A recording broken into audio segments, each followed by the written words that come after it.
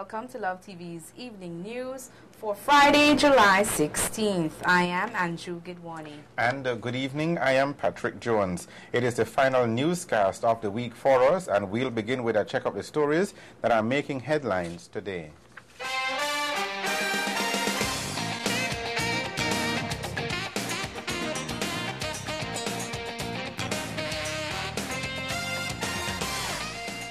Man set ablaze by common law wife. Belize among the first countries to benefit from a regional CARICOM assistance program. And the opposition's People's United Party calls for a ban on offshore oil exploration. Details of these stories and more are coming up on the broadcast tonight, but first, here is a word from our sponsors.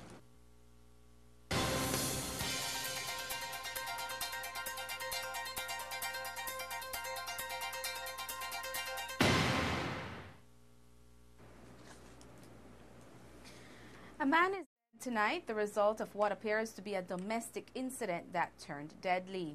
Reports are that 32-year-old David White this evening at Carl Huchner Memorial Hospital.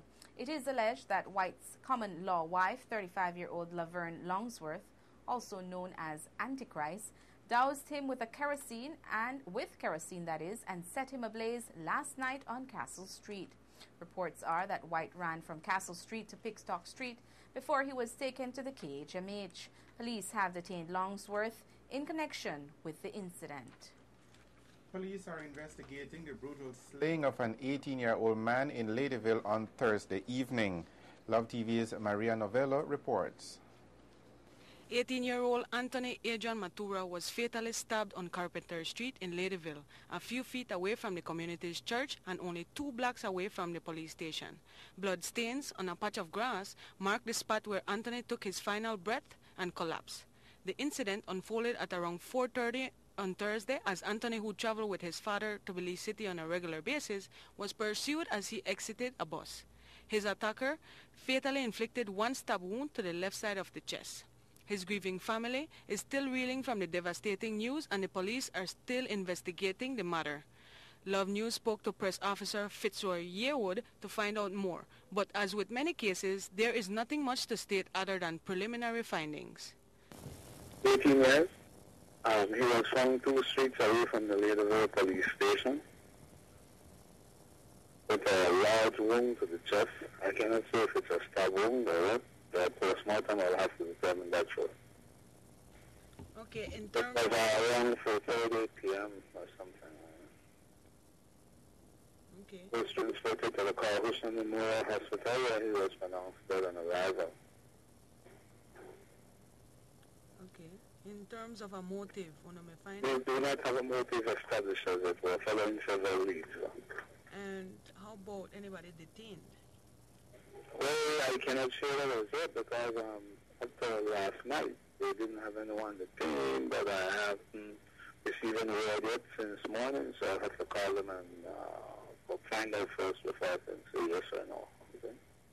Grandmother of the deceased, Doreen Gibson, shared her discontent with the trend of violence in the city.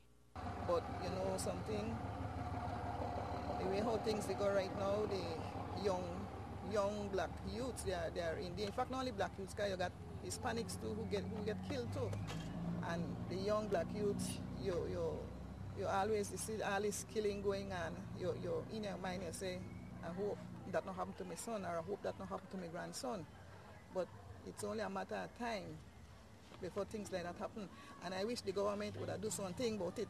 Put an end to this nonsense. This is too much. People, they take too much. They have to do something about it. Anthony's brother, Glenford Matura Jr., was executed on Euphrates Avenue about 4 months ago. The police are currently investigating several leads but have no concrete evidence to make an official arrest. No one has been detained and police investigations continue. Reporting for Love News, I am Maria Novello. Belize is officially in its 3rd wave of a dengue outbreak, and the Ministry of Health has issued a call on all Belizeans to help in its efforts to combat the most recent hike in cases.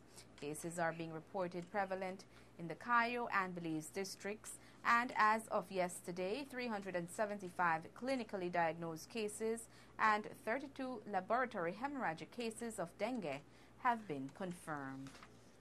During our newscast on a Thursday, there was a blackout that interrupted the latter part of the broadcast. As it happens, the entire national grid collapsed, and it took Belize Electricity Limited some time to restore full service countrywide. Today, the Vice President for Customer Care, Curtis Eck, stopped by our studios to explain what happened. At that time, we had about 90% of our generation from the hydroelectric plant in the west, as well as the small one we had down south. However, the way the electricity works, once you lose about 10% of your supply, it typically had a cascading effect on the other generating plants, and that resulted in an entire outage. We commenced with our local generating sources, and we commenced restoring back Belicity and so forth, but by 7:15 roughly, Mexico was back on stream, and that's when we restored the rest of the country. So about 7:25 last night, we had all the rest of the country online. What occurred basically, Mexico has two main power lines supplying power to the substation in Chetumal, they call it JUL. That substation actually provides power to Chetumal as well as Belicity. One of those main lines, a 230 kV line, actually tripped, and immediately they would isolate Belicity.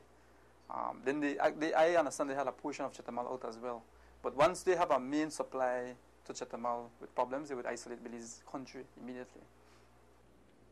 X says that this kind of problem rarely ever happens, as the Mexican supply is 99.9% efficient. He adds too that it may not be long before Belize will no longer need energy supply from Mexico. Late last year, we had the third hydroelectric facility online, which is Vaca. It's about 20 megawatts.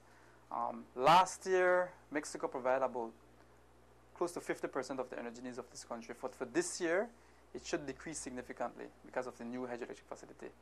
We also have a generating plant down south, Belize Aquaculture Limited, and we have Belcogen online in the north as well. So eventually, Mexico contribution to our generating supply should decrease over time. There is also a scheduled power outage for the Belize district this Sunday, which will run between 6 in the morning to midday. That includes all the Northern Highway up to Mascal Village, up to Cookie Tree Village, the Belize River Valley area, all the way to Birmingham Landing, Isabella Bank, and those areas, as well as the Hattieville and the Western Highway up to Gracie Rock.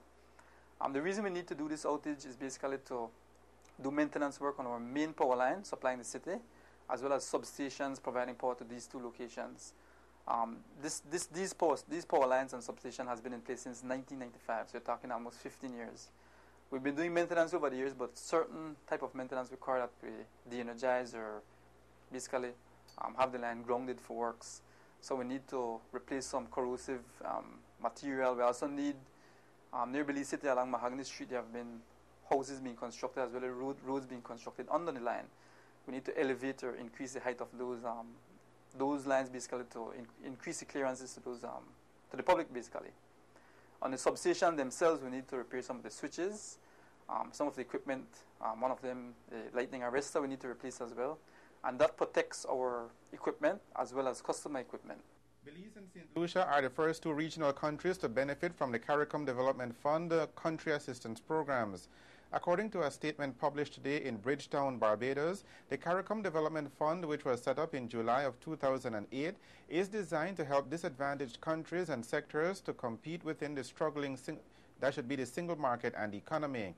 Under the project, Belize will get $3.37 million US, while St. Lucia will receive $4.7 million US in assistance. Both countries, according to the CDF statement, will use the money to assist small and medium-sized businesses. In addition to getting a $3 million loan to support small and medium-sized enterprises and micro-entrepreneurs, Belize will also be getting a grant not exceeding $200,000 for what has been described as green projects. Belize will also be getting two additional grants totaling $175,000 US, which will be split between the Belize Trade and Investment Services Beltrade and the Public Sector Investment Program.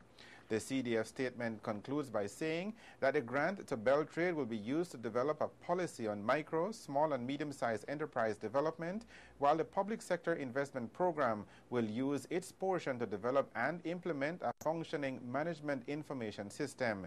CDF Chief Executive Officer Ambassador Lorne McDonough says that the fund is also scheduling negotiations for country assessment programs with Guyana and the Organization of Eastern Caribbean States.